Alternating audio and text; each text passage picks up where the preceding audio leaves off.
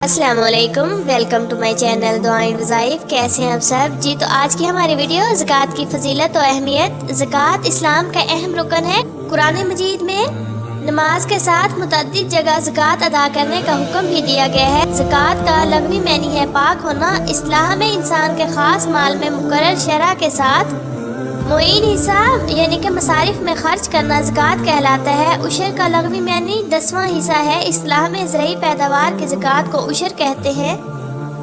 ज़कात और उशर अहम तरीन इबादत हैं। कुरान मजीद में अल्लाह ताला का इरशाद है, नमाज कायम करो और ज़कात अदा करने वालों के साथ ज़कात दो।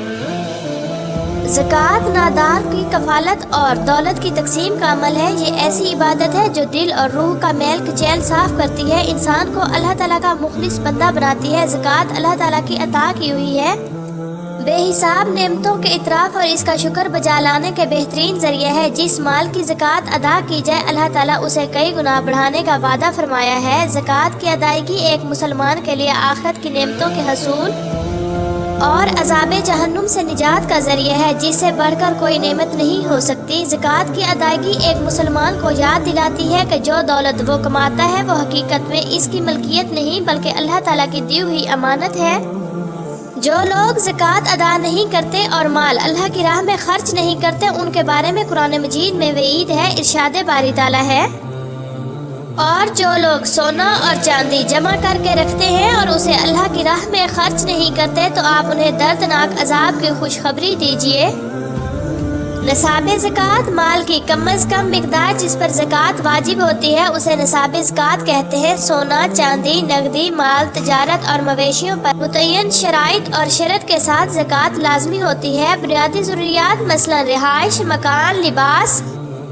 बुनियादी ज़रूरियात मसलन रिहाइश, मकान, लिबास, खाने पीने की अशिया, घरेलू इस्तेमाल के बर्तन, सवारी के जानवर और ज़ेर इस्तेमाल गाड़ियों वगैरह पर ज़कात वाजिब नहीं।